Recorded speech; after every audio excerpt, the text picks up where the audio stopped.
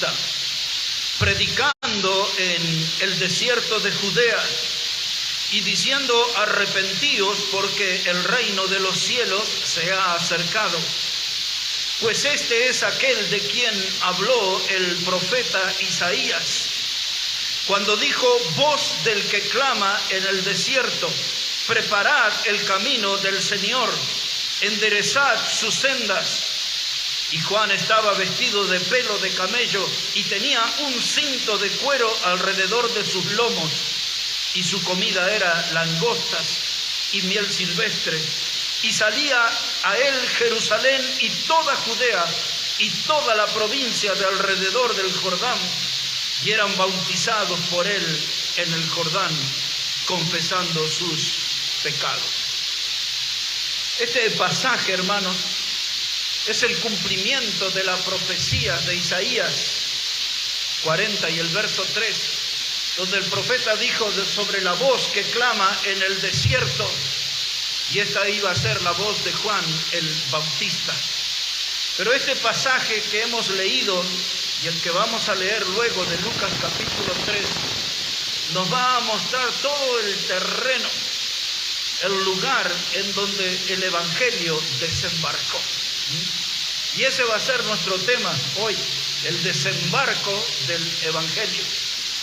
Dice aquí la palabra de Dios que Juan era la voz de alguien que clamaba en el desierto. Juan vino para un ministerio muy especial, un ministerio dado por Dios. Dice la palabra de Dios en Juan 1:6 que hubo un hombre enviado por Dios llamado Juan, y ese era Juan el Bautista. Y él apareció aquí rompiendo con 400 años de silencio. Dios, ya hastiado del pecado y de las rebeldías de su pueblo, decidió guardar silencio por 400 años. Y ahora Juan vino desde el desierto de Judea, levantando la voz y anunciando un mensaje de arrepentimiento, y que el pueblo viniera al río Jordán para reconciliarse con Dios y se bautizaran confesando sus pecados. Aquella generación era una generación vacía, espiritualmente hablando. Una generación acostumbrada a vivir en las tinieblas bajo los azotes del diablo. No había palabra de Dios, no había voz celestial. Y ahora Juan en alta voz venía predicando este mensaje. Y cuando usted lee el Evangelio de Juan, comienza ahí en el capítulo 1 y verso 6, hubo un hombre de Dios enviado llamado Juan. Y él vino para hablar de la luz. Y él le explicó a la gente que él no era la luz. Y dice que la luz vino para vivir allí en medio de los hombres. Pero también decía Juan el Bautista que él vino a dar testimonio de la luz. Esa luz era Jesucristo. Dice que la gente, hermano, no quería recibir la luz. Dice Juan 3, verso 19, que los hombres amaron más las tinieblas que la luz porque sus obras eran malas. Eso describe lo que era aquella generación, identificada con las tinieblas, acostumbrada a vivir con sus almas en oscuridad. Y cuando vino la luz de este mundo, que era Jesús, ellos prefirieron amar las tinieblas porque sus obras eran malas. Eran gente que caminaban lejos de Dios, pero escucharon al predicador y vinieron al Jordán y se bautizaban confesando sus pecados. Pobre oído los de Juan, notó la inmundicia que tuvo que escuchar cuando la gente confesaba sus pecados. Y al punto tal que dice la palabra de Dios que vinieron también los fariseos y todos aquellos que representaban la hipocresía religiosa. Y Juan les dijo: generación de víboras, ¿quién les enseñó a huir de la ira venidera? Este es el primer tramo que nos demuestra dónde desembarcó el Evangelio. Pero yo quiero llevarles ahora al Evangelio de Lucas, el capítulo 3. Y quiero que descubramos juntos allí 4 cosas que describen el terreno de aquellos días cuando el Evangelio desembarcó en este mundo. El Evangelio de Lucas, el capítulo 3. Es muy importante que tenga ese texto frente a sus ojos y que ponga especial atención, porque seguro va a oír cosas que nunca oyó de ningún predicador, pero que están aquí. Escuchen. Dice Lucas 3:1, en el año 15 del imperio de Tiberio César, siendo gobernador de Judea Poncio Pilato y Herodes tetrarca de Galilea y su hermano Felipe tetrarca de Iturea y de la provincia de Traconite y Lisanías tetrarca de Abiliña, y siendo sumo sacerdote Anás y Caifás, vino palabra de Dios a Juan, hijo de Zacarías, en el desierto. Quizás usted muchas veces pasó por este texto y leyó estos nombres y no le llamó la atención. Pero cada uno de estos nombres que aparecen aquí describen el terreno donde el Evangelio desembarcó por primera vez. El primer nombre que aparece aquí, que ya estaba reinando en su año 15, se llamaba Tiberio César. Ese era el emperador de Roma. El Evangelio de Cristo llegó a este mundo en los días donde Tiberio César era el emperador de lo que era la máxima potencia mundial. Y ahora nos da un detalle, que el Evangelio desembarcó en los días que Poncio Pilato era gobernador. Nos habla, hermano, del poder del imperio romano, y ahora nos habla del poder del gobierno ocupante, porque Pilato era un hombre que había sido enviado por los romanos. Él era amigo del emperador, amigo personal del emperador. Y luego nos describe aquí que también Herodes el tetrarca era el que gobernaba en Galilea. Ahora recuerde estos nombres para saber dónde, en qué tiempo y qué era la característica de esos días donde desembarcó el Evangelio. Tiberio César, emperador. Pilato, gobernador de Judea. Herodes el tetrarca, también conocido como Herodes Antipas. Este era el que gobernaba en Galilea. Y ahora, después de hablarnos de todo este poder político y el dominio social que ellos tenían, ahora nos va a describir el terreno religioso donde el Evangelio desembarcó por primera vez. Otra vez, versículo 2. Dice, y siendo sumo sacerdote Anás y Caifás, vino palabra de Dios a Juan, hijo de Zacarías, en el desierto. Cuando todos estos estaban en el poder, apareció Dios con el hombre que él envió, Juan el Bautista, hijo de Zacarías. Él era la voz del desierto y él iba a sacudir el imperio romano con la predicación. Y él traía la misión de preparar los caminos para el Señor Jesucristo. Porque él era el que iba a traer el Evangelio, el mensaje celestial que iba a salvar a los pecadores. Y ahora pensamos en este hombre, Tiberio César. La madre de él se llamaba Livia Drusila. Dice la historia que cuando Tiberio César tenía 4 años, su mamá se separó. En ese tiempo su mamá estaba embarazada. El hijo que tuvo después se llamaba Drusila. No sé si la mamá le echó el ojo al emperador o al emperador, que ella era un hombre viejo. El emperador Augusto fue el primer emperador de Roma. No sé quién se miró primero, pero Drusila dejó a su esposo y aún estando embarazada de su segundo hijo, del que era el hermano de Tiberio César, se juntó con el emperador. Así que este emperador creció en un hogar desordenado. Se tuvo que olvidar por un momento de la figura paterna y se adaptó a la figura de un padrastro que era un hombre viejo que tenía todo el poder del imperio.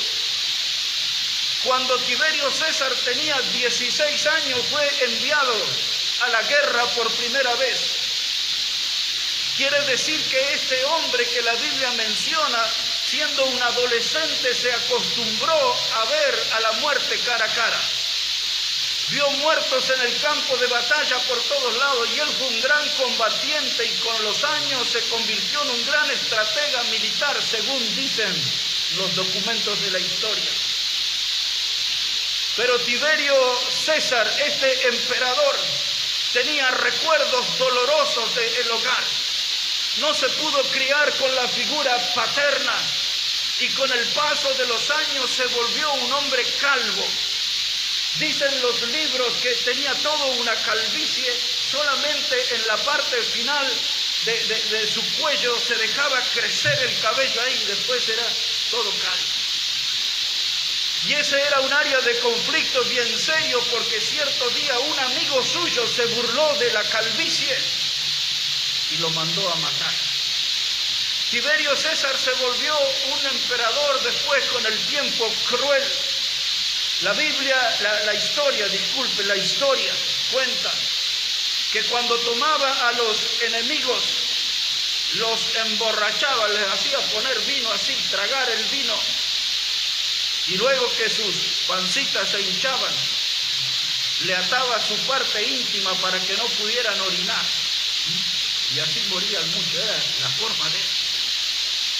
También en la historia dicen algunos documentos que a modo de difamación lo acusaron de pedófilo. Pero los historiadores aseguran que había unas habitaciones donde él acostumbraba a ver actividades sexuales entre adolescentes y él se recreaba en esas cosas. En los días que gobernaba este hombre con ese historial y con esa mentalidad, desembarcó el Evangelio en esta tierra. Este era el hombre más importante, el que tenía el dominio, el poder político. Y lo que yo estoy diciendo no es una cantidad de rumores o de chismes, eso es información que nos permite ver la mentalidad y el corazón de quién era el emperador en los días que el Evangelio aterrizó en esta tierra. Uno de los historiadores más famosos se llamaba Plinio el Viejo. Hay muchísima documentación de este hombre. Y este hombre lo definió en sus escritos a Tiberio César como el hombre más triste. Dice que era un hombre huraño, le gustaba andar solo y dice que era melancólico, siempre había tristeza en su rostro. Y este hombre murió en el año 37 después de Cristo. Tiberio César, el hombre triste. Pero dice el Evangelio que en los días de que el Evangelio desembarcó en esta vida, el gobernador era Poncio Pilato. Algunos historiadores dicen que fue un hombre que nació en Sevilla, España, y hay otros que lo sitúan a 900 kilómetros de Sevilla, en una ciudad que se llama Tarragona, en el territorio que hoy se conoce como Cataluña. Lo que no hay duda es de que Poncio Pilato era un español. Y este hombre había hecho una carrera política y ahora representaba al César romano como gobernador. Durante 10 años Poncio Pilato gobernó en Judea. 10 años, del año 26 después de Cristo hasta el 36. Los historiadores más famosos y más reconocidos, acaso el más respetado de todos, que se llama Flavio Josefo, el que escribió libros enormes de la historia de los judíos y toda la documentación, y el hombre que vio a Jesús y ha escrito mucho acerca de Jesús. Era un héroe judío, pero terminó sus días vendido al poder de los romanos. Pero Flavio Josefo, en sus escritos dice que Poncio Pilato era un hombre perverso, era un hombre agresivo, era el ladrón, y usaban la palabra corrupto para definir a Pilato, y lo calificaban como un hombre cruel y traidor. Todos esos calificativos. Ahora, no solamente Flavio Josefo, otro de los historiadores más famosos, que se llamaba Tácito, y había otro que se llamaba Filón de Alejandría. Todo cuando nosotros estudiamos la Biblia y estudiamos el contexto histórico, vamos a encontrar siempre estos nombres que le estoy citando como fuentes de información de aquel tiempo. Y todos definían a Pilato como un ladrón, como un hombre corrupto, como un hombre cruel, como un traidor. En los primeros 2 meses de gobierno de Pilato en Judea, 6.000 judíos fueron muertos. En 2 meses de gobierno, nada más. Y luego, pasado el tiempo, convocó a un grupo de samaritanos y lo hizo ir a un monte que se llama el monte Gerizim. Y les dijo a los samaritanos: vengan allí porque les voy a dar a conocer unos tesoros escondidos de Moisés. Y cuando fueron los samaritanos, a muchos de ellos los hizo matar en ese día.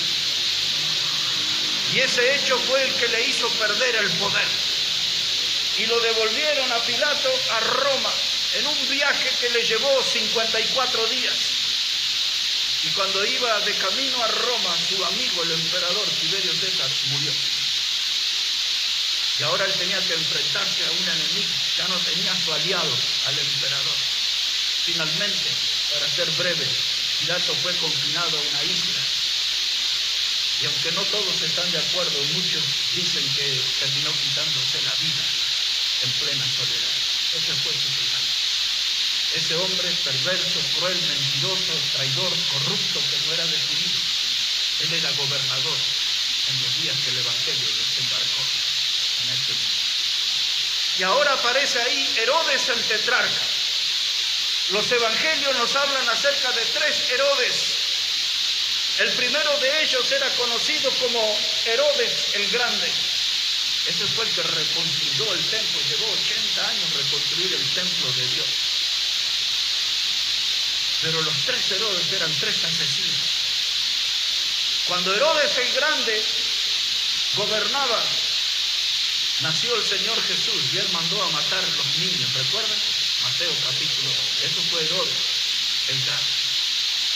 Herodes Antipas, el que aparece acá, o Herodes el tetrarca, que es el nombre que le da, es el mismo, Herodes Antipas. Ese era otro asesino. Y él fue el que ordenó que le cortaran la cabeza a Juan el Bautista y la procesaran en un plato. Y el tercer Herodes que aparece en la Biblia está en Hechos capítulo 12. Y fue el que lo atravesó con una espada a Jacob, uno de los pilares de la iglesia. 3 Herodes, 3 asesinos. Y el tetrarca encima colgaba en sus espaldas el peso de la inmoralidad. Era un hombre que no tenía ninguna clase de respeto. Y eso es lo que Juan el Bautista le señaló como uno de sus principales pecados, porque este Herodes tetrarca era un adúltero. Y adulteraba con la mujer de su hermano que se llamaba Herodías. Su hermano aparece aquí también como gobernador de Iturea, se llamaba Felipe el hermano. Y Juan el Bautista le acusó en público y le dijo a Herodes tetrarca, le dijo: no te es lícito tener la mujer de tu hermano. Hay mucha historia ahí detrás de todo esto. Pero yo solamente le estoy dando una idea cómo era el mundo, cómo era el terreno en aquellos días donde el Evangelio aterrizó, desembarcó por primera vez en esta tierra. Y ahora aquí Lucas nos cuenta el ambiente religioso como era. Y acá había una relación familiar, porque estaban los 2 sumos sacerdotes. Uno ya estaba retirado, era Anás, estaba jubilado. Pero tenía poder y participaba en las reuniones del Sanedrín. El Sanedrín era un grupo compuesto por 71 ancianos y eran los que decidían sobre los asuntos del pueblo, principalmente del mundo religioso y todo lo que tenía que ver con el pueblo y estaban con el templo, y estaba compuesto por fariseos y saduceos. Anás, el sumo sacerdote, ya retirado, porque creemos que para el año 14 o 15, en uno de esos 2 años, se retiró. Y el que le sucedió fue su yerno, que era un saduceo, y se llamaba Caifás. El Evangelio de Juan nos cuenta en el capítulo 11, verso 47 a 53, que cuando Jesús, después de ser apresado por Judas y aquella turba en Getsemaní, fue llevado al patio de Anás y allí fue abofeteado y castigado Jesús. Y luego lo pasaron a Caifás.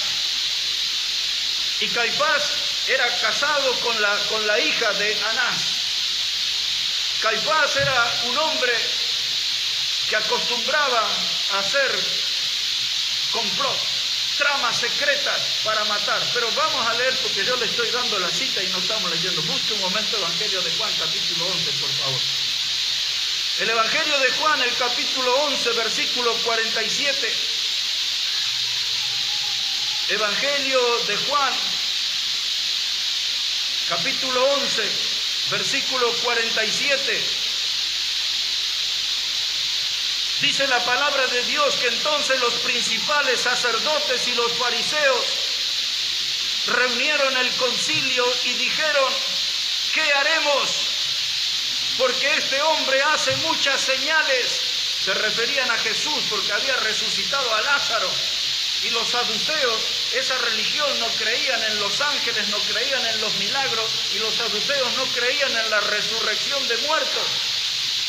Entonces los saduceos dicen: ¿cómo ya delante de tantos testigos en la población de Betania lo resucitó a Lázaro, y nosotros que no creemos en la resurrección de los muertos, cómo vamos a explicar esto? Entonces hay que matarlo a este hombre. Observe, dice así, verso 48. Mire lo que decían ellos. Dice: si le dejamos así, todos creerán en él, y vendrán los romanos y destruirán nuestro lugar santo y nuestra nación. Les voy a ir explicando, hermano, porque los romanos tenían como Dios a César, y ellos dicen: pero este hombre resucita muertos, y ahora todo el pueblo se va a ir con él, y van a venir los romanos cuando se enteren de que este hombre, que es poderoso para resucitar muertos, la gente lo va a llevar al trono como rey, y nos van a terminar matando a nosotros, los romanos. Miren el razonamiento que tenían ellos. Observe cómo sigue, verso 49. Entonces Caifás, uno de ellos, sumo sacerdote aquel año, les dijo: vosotros no sabéis nada, ni pensáis que nos conviene que un hombre muera por el pueblo y no que toda la nación perezca. Esto no lo dijo por sí mismo, sino que como era el sumo sacerdote aquel año, profetizó que Jesús había de morir por la nación. Y no solamente por la nación, sino también para congregar en uno a los hijos de Dios que estaban dispersos. Y así desde que aquel día acordaron matar. Hermano, en ese razonamiento decían: van a venir los romanos y nos van a matar a todos. Entonces, lo bueno, dice Caifás, es que muera un hombre. Y muchos pensaron: este va a dar la vida, porque es lo que dice el texto. Pensaban que se estaba refiriendo a esto. Dice: no, es a Jesús, hay que matarlo. Y entonces empezaron a conspirar, a armar un complot de matar a Jesús. Ahora, ellos no podían matarlo por la ley. Entonces tenían que, este poder religioso tenía que hacer una alianza con el poder político de los romanos. ¿Quién representaba el poder político? Poncio Pilato. ¡Wow! Y entonces lo podían someter a la muerte de cruz, porque un judío no podía matar en la cruz, pero los romanos sí podían. Y entonces empezaron ahí a planear toda la muerte y cómo lo iban a hacer. Y entonces fue cuando Pilato se tuvo que lavar las manos, como diciendo: no tengo competencia en el área religiosa, yo no encuentro ningún mal en este hombre. Las acusaciones que ustedes le están haciendo en el ámbito religioso, yo no hallo nada malo en él. Y entonces ellos empezaron a presionar a Pilato para que tomara una decisión política. Dice: no es religioso el problema, es que él quiere ser el César, él quiere ser el rey. Entonces vuestro César está en peligro, ustedes tienen que terminar con este hombre. ¿Entienden cómo venía la cosa, hermano? Pero detrás de todo estaba el diablo. Detrás de los líderes religiosos y detrás de los líderes políticos Satanás estaba moviendo sus hilos para terminar con el Hijo del Hombre. Por eso no exageran esos predicadores que dicen, y el diablo lo persiguió a Jesús hasta la cruz. Y tampoco exageran aquellos otros que dicen que el diablo se gozó de verlo muerto, pero la sonrisa se le borró el tercer día porque Cristo resucitó. Hay muchas cosas, hermanos, que usted nunca oído, está oyendo por primera vez. Porque estas cosas en el detalle no se enseñan mucho en los púlpitos. Pero lo cierto es que estamos viendo cómo eran los días difíciles, días pecaminosos, días de oscuridad espiritual, de tinieblas, días de liderazgos inmorales, con todo el trasfondo familiar que hemos visto de Tiberio César el emperador, de Herodes el tetrarca, de Poncio Pilato, de Anás, de Caifás, toda gente malvada, inspirados por el diablo, y en medio de todo ese mundo de oscuridad, pues se embarcó el Evangelio de Cristo. Ahí apareció el Evangelio. Y algunos todavía se preguntarán, ¿qué nos está queriendo decir? Estos días que nos toca vivir a nosotros, por más difíciles que sean, nosotros podemos hacer desembarcar el Evangelio en diferentes lugares. Si aquellos días eran difíciles y el Evangelio apareció el poder de Dios manifestándose en esas prédicas, en la voz gritona de Juan el Bautista que se hizo notar, y luego en la voz del Señor Jesucristo. Un pasaje más aquí en Juan, capítulo 18 ahora, versículo 12, solamente para que vea el parentesco que había allí entre Anás y Caifás, y hoy usarían la palabra rúcula, un montón de sinvergüenzas eran todos estos. Líderes religiosos vacíos, Anás y Caifás. Por eso Jesús dijo que la multitud cuando le seguía, Jesús dijo, los veo aquí perdidos como ovejas que no tienen pastor. Y si estos eran los pastores, Anás y Caifás, estos líderes perversos, vacíos de espiritualidad, sin temor de Dios, ¿cómo no iba a andar la población perdida como ovejas que no tenían pastor? Si tenían a esos líderes, esos cabecillas de la secta, de los fariseos y de los saduceos, que estaban también en un parentesco familiar. Observe aquí Juan 18, verso 12. Dice entonces, la compañía de soldados, el tribuno y los alguaciles de los judíos prendieron a Jesús y le ataron y le llevaron primeramente a Anás, porque era suegro de Caifás. En mi barrio dirían linda piedra para la onda, dice aquí, dice la palabra de Dios, Anás era el suegro de Caifás, que era el sumo sacerdote aquel año, y era Caifás el que había dado el consejo a los judíos de que convenía que un solo hombre muriese por el pueblo. O sea, había que matar a Jesús. Era la meta principal, el deseo principal que gobernaba el corazón de Caifás. Hay que terminar con Jesús, porque no tenían forma de explicar. Ellos que no creían en los milagros, ¿cómo se producían milagros? La resurrección de muertos entre los milagros. Así que tenían que terminar con Jesús. El Evangelio desembarcó. Y ahora, mire de qué forma. Juan preparó el camino. Él vino con esa misión y no le falló a Dios. Dios confió en él y Juan no le falló. Él preparó los caminos para el Señor. Y observe cómo dice ahora Marcos, capítulo 1. El Evangelio de Marcos, el capítulo 1, versículo 14. Ahora ya está el terreno preparado, ya el Evangelio desembarcó. Ahora el Evangelio entra en acción. Y miren los términos que usa aquí el evangelista Marcos, capítulo 1, verso 14.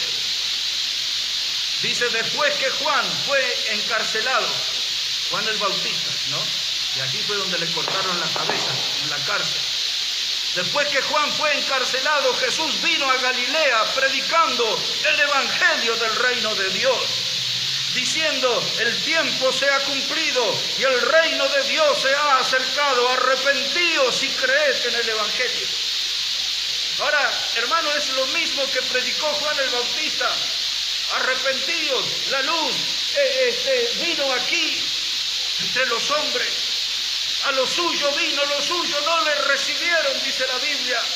Pero a todos los que le recibieron y creen en su nombre, le dio potestad de ser llamados hijos de Dios.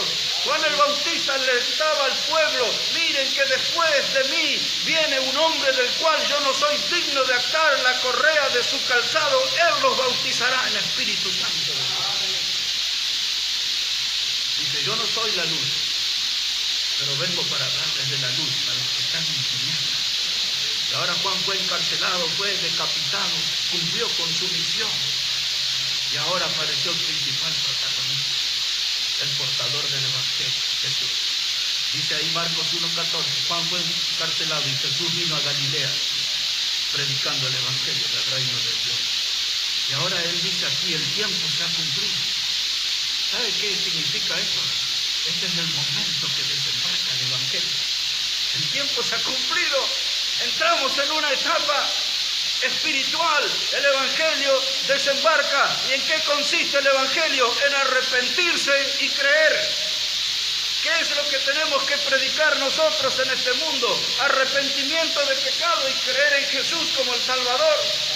Pues ese es el mensaje que trajo Jesús y ese es el mensaje del Evangelio que se nos confió a nosotros. Arrepentimiento y creer. No hay otro evangelio. Necesito arrepentirme de mis pecados y creer en Jesús como mi Salvador. Y empezó a predicar ese mensaje Jesús, aquí en Marcos capítulo 1, ahora verso 38. Dice Jesús: y él les dijo: vamos a los lugares vecinos para que predique también allí, porque para esto he venido. Y predicaba en las sinagogas de ellos y en toda Galilea. Y echaba fuera demonios. Ahí está Jesús predicando el Evangelio. Pues el Evangelio, mis hermanos, es la esperanza para un mundo destrozado por el pecado. El mundo de ayer que estaba perdido, el mundo de hoy que está perdido. El Evangelio es el mensaje que trae esperanza y que trae salvación. El Evangelio quiere desembarcar y esa es nuestra misión, hacer que el Evangelio desembarque en corazones heridos, lastimados, destrozados por el pecado. Tenemos nosotros que comprender que el corazón del hombre está en ruina y necesitamos darle el mensaje del Evangelio. Y el Evangelio no le aporta un parche, no le aporta un remiendo. El Evangelio los hace nacer de nuevo. Y ese es el Evangelio que Jesús habló con Nicodemo. Te es necesario nacer de nuevo. El que no naciere de nuevo no puede entrar en el reino de Dios. Y ese es el mensaje que nosotros tenemos que predicar y que tenemos que proclamar. Y hay algo muy importante, hermano. Necesitamos evitar no caer en las trampas del diablo. En ese estado de confusión en que se encuentran la mayoría de las congregaciones de nuestro tiempo. Dios, hermano, nunca hizo un programa de cómo ser un mundano en la iglesia. Esto es lo que hoy se ve en la mayoría de las congregaciones. Lenguaje mundano, aún en el púlpito, lenguaje mundano, vestimenta mundano, conductas mundanas, y nadie dice nada, porque todo pasa dentro de la iglesia. Hermano, Dios nunca hizo un programa de cómo ser un mundano, pero dentro de la iglesia. Eso no es de Dios, hermano. Por eso en las congregaciones de hoy, hasta estaba viendo unos videos donde se hacen desfiles de ropa y entonces la presentan a la hermana más santa del mes. Y aquí está, hoy luce una pollera, un vestido de seda y ahí todo. Y ahí está la otra hermana que va con una vida espiritual como reina y va sobre sus tacos de aguja y así de vida en las iglesias, hermano. De eso es una cosa tremenda de no creer. Hermano, Dios nunca hizo un programa mundano, pero dentro de la iglesia.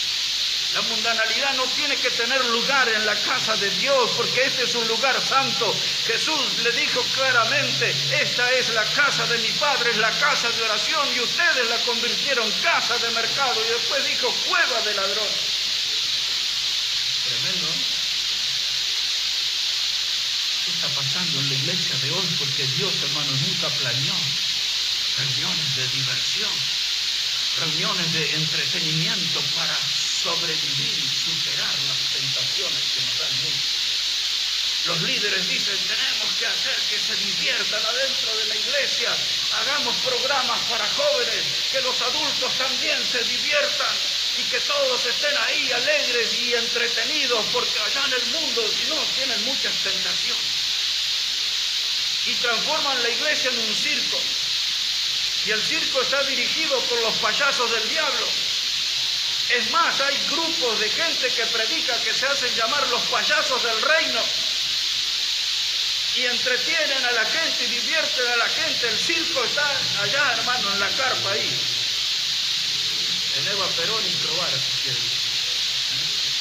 Pero en la casa de Dios no es circo. Pero dice, hay que hacer espectáculos y cosas que diviertan y entretengan a nuestra gente para que ellos puedan vencer y superar las tentaciones de la vida. Pues las tentaciones de la vida no se superan con programas mundanos en la iglesia. Dice Jesús que la fe es lo que vence al mundo. Y eso es lo que vence la mundanalidad. Juan lo registró en su primera carta, capítulo 5, versículo 4, hablando de que la fe es lo que vence al mundo, no un programa de diversión en la iglesia. Y hermanos, y usted ya conoce todos esos cursos de prosperidad y de la gente que transfiere poderes especiales para que algunos puedan declarar y decretar. Hermano, esto no tiene nada que ver con el Evangelio. El Evangelio es el que transforma vida, el Evangelio es el que salva vida, el Evangelio es portador de salvación eterna, no de diversiones pasajeras. El Evangelio, hermano, necesita hoy desembarcar en corazones necesitados, en hogares necesitados, donde el diablo ha hecho toda clase de estragos y sometido a grandes ruinas al hombre. Nosotros, hermanos, tenemos que entender el plan de Dios y Dios quiere que nosotros estemos involucrados en llevar este mensaje, y como lo hemos visto por aquí, hasta lo último de la tierra. Hasta lo último de la tierra. Ahora mire ese programa, en Hechos capítulo 1, por favor. Hechos el capítulo 1, versículo 8. Y muchas veces se ha citado este pasaje, pero necesita una meditación profunda.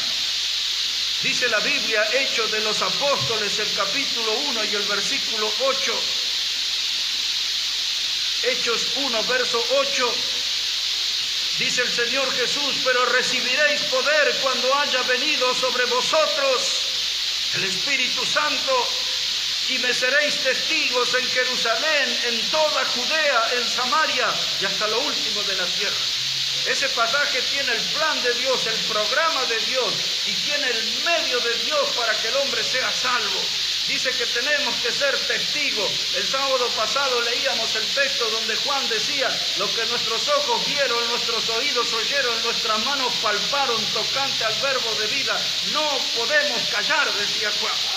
Y nosotros, hermanos, si fuimos salvos y Cristo es nuestro Salvador, no podemos callar ese mensaje. Tenemos que llevarlo, y dice aquí el texto, según el programa de Dios, hasta lo último de la tierra. Ahora, a modo de información, aquellos primeros testigos ya cumplieron su parte, falta la nuestra. Porque el Evangelio ya se predicó en Jerusalén, como dice el texto, ya se predicó en Judea, en Samaria, y estamos en la última etapa. Y tenemos que ir hasta allá, hasta Tierra del Fuego, a los que están colgándose del mapa en la Patagonia. Tenemos que ir hasta lo último de la tierra.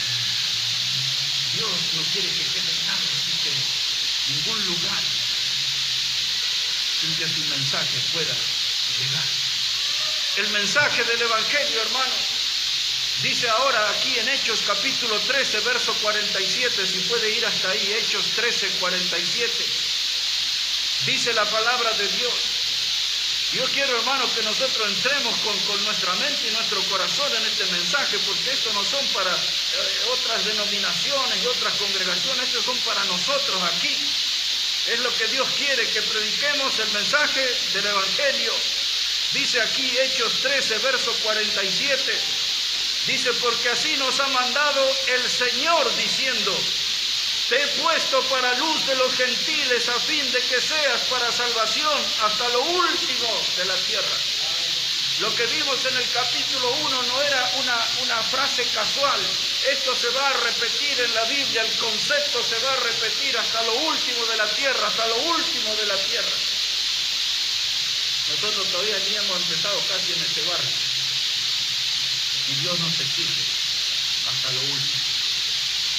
El Evangelio tiene que desembarcar en este barrio.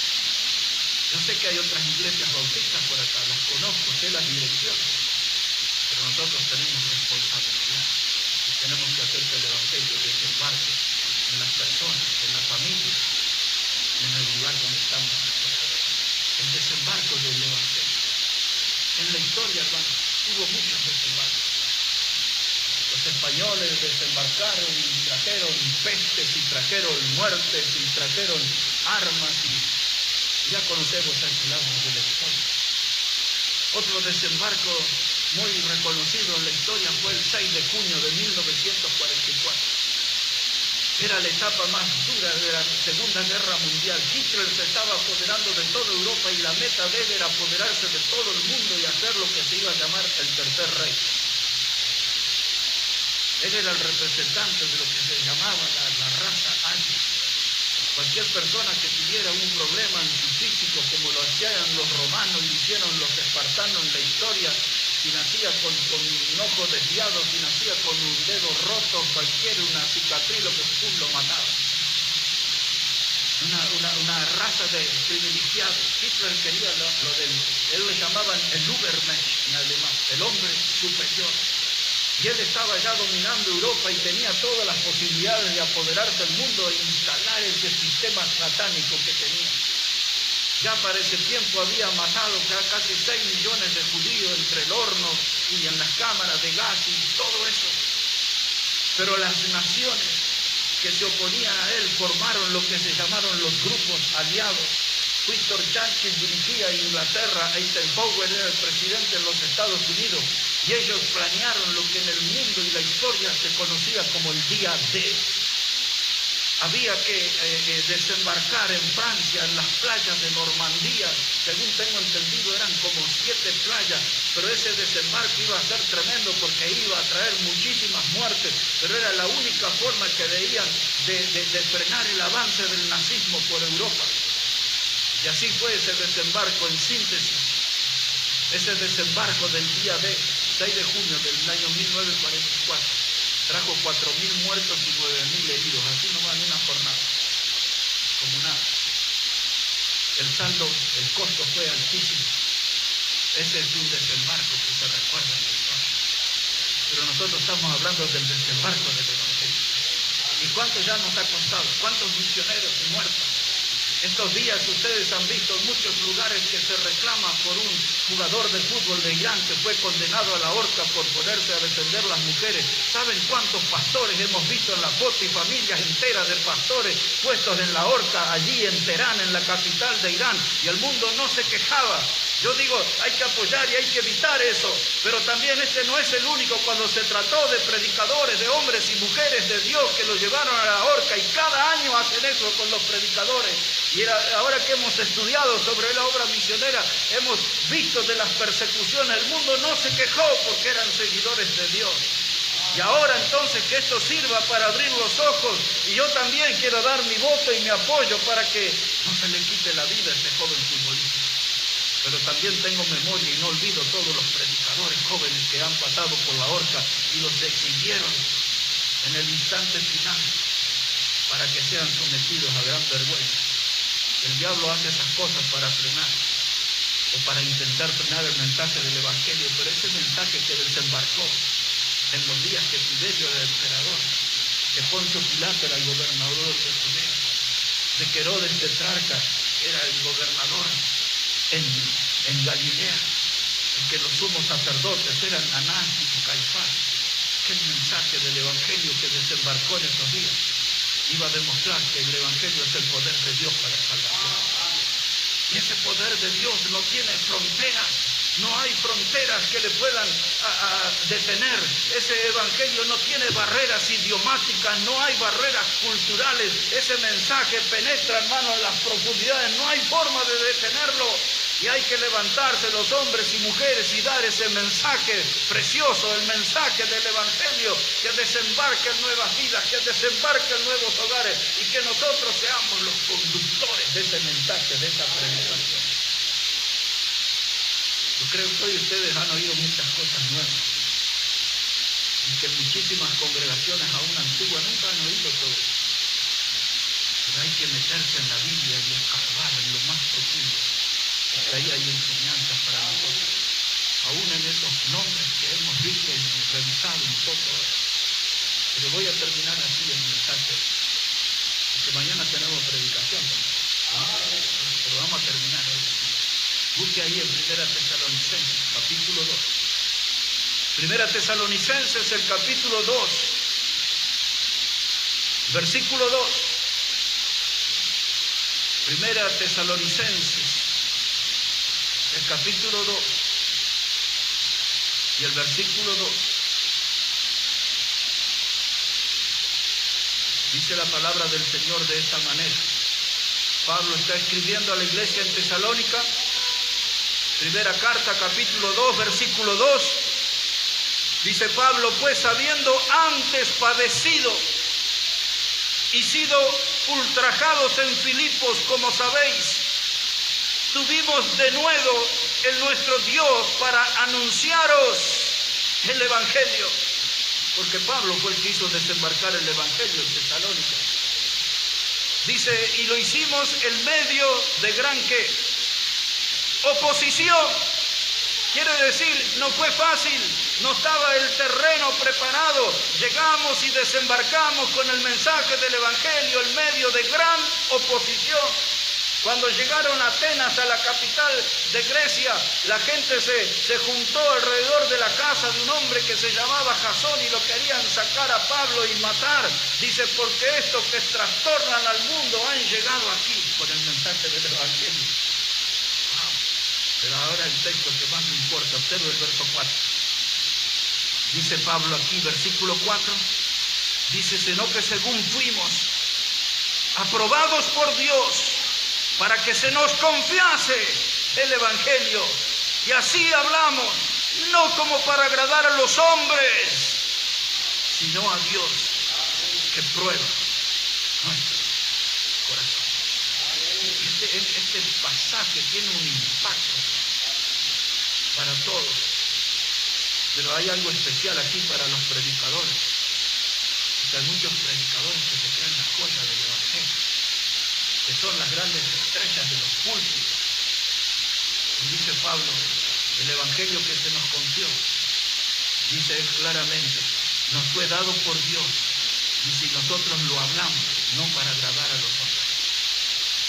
No andamos buscando adeptos, seguidores de nuestra página, de lo que sea. No, nosotros no predicamos para agradar a los hombres. El mensaje que se nos confió, nosotros lo estamos predicando, dice el apóstol Pablo, y lo decimos por amor al pecador y Dios que prueba los corazones. Así tenemos que salir de vivir a predicar. Por amor a los perdidos. Nosotros encontramos el camino al cielo. Jesús es el camino. Y estamos seguros de la salvación eterna. Estamos seguros del perdón de nuestros pecados. Estamos seguros de la herencia del cielo que nos espera. Pero todavía hay un mundo perdido y hay un mensaje que nos fue confiado. Es el mensaje del Evangelio. Y nosotros tenemos que ser los protagonistas que hagan desembarcar ese mensaje en las almas necesitadas. Ahí hace un rato nomás estábamos con el hermano y ya cruzamos una familia ahí y nos habló, y después el hermano hablaba y dice, yo estoy en tus contactos, dice, no sé cómo se llama. Así están mis contactos, yo nunca los había visto, no los conocí. Le digo al hermano, siempre hay que portarse bien, por todos lados nos conoce. Y después fui a un lugar ahí a comprar una prenda y estaba ahí el hombre, y cuando puse a hablar dice, disculpe, pastor, ¿dónde puedo conseguir una mesa?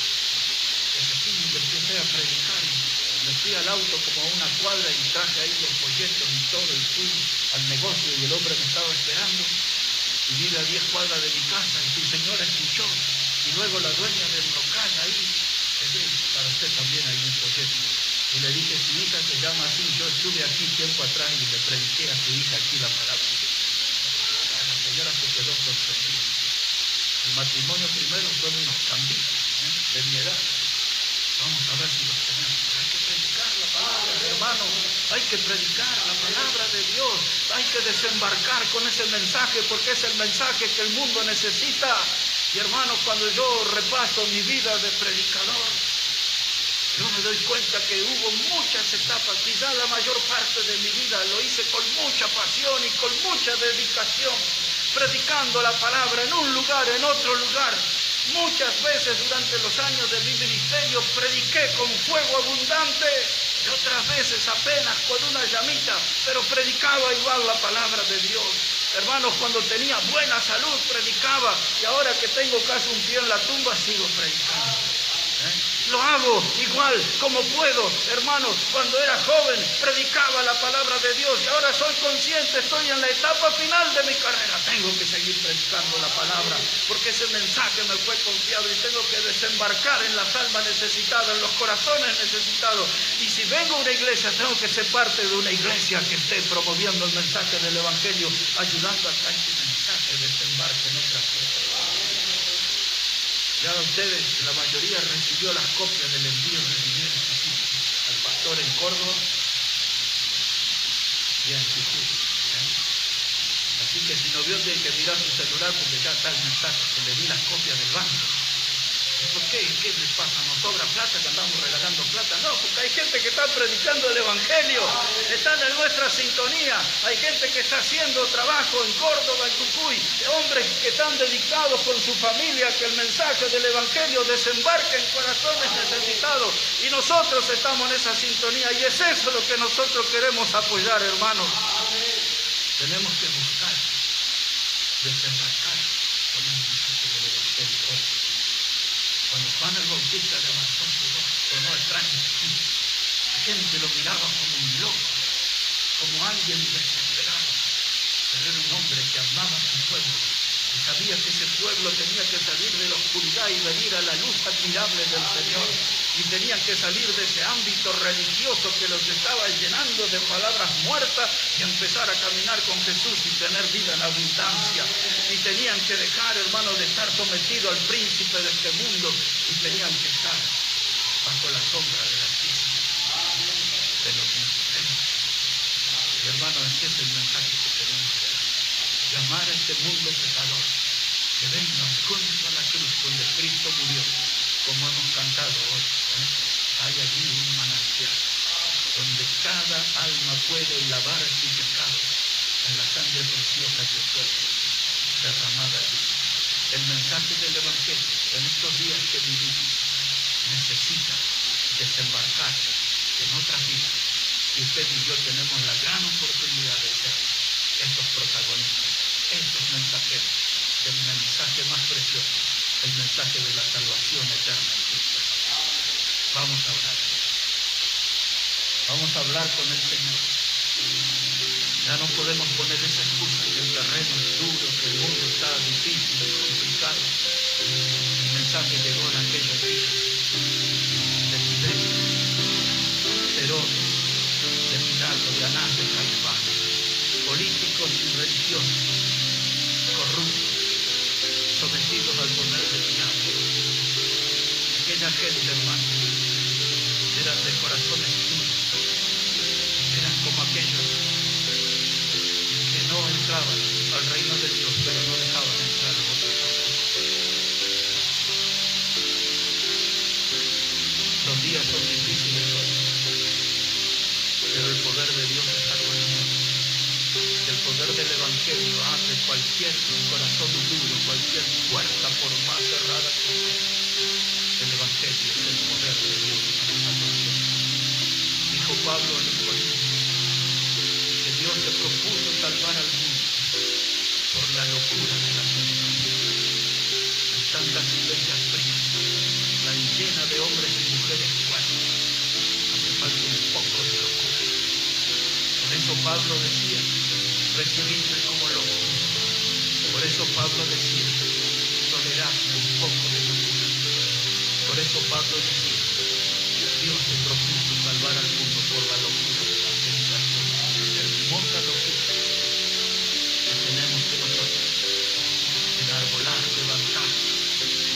bajar esa locura de la predicación a donde están las almas necesitadas. Y Dios hará su obra de salvación. Nosotros predicando y Dios salvando es la mejor combinación para nuestra generación. Te damos gracias, Padre, en esta hora por tu palabra. Que ella obre en nuestras vidas y nos haga reaccionar, despertar, que hay una misión que necesitamos cumplir. Es la de predicar, de hablar con nuestro compañero, nuestro vecino, hablar con nuestros conocidos el mensaje del Evangelio, aún con los que se nos cruzan en la calle, que se pueda subir a nuestro corazón esa pasión de ganar almas, de guiarlas a Cristo, el Salvador. Bendice tu palabra, Dios. Ayúdanos a tomar buenas decisiones en esta hora y que podamos honrar y glorificar tu santo nombre con cada decisión. En el precioso nombre de Jesucristo oramos. Amén. Hermano Omar va a venir aquí al frente.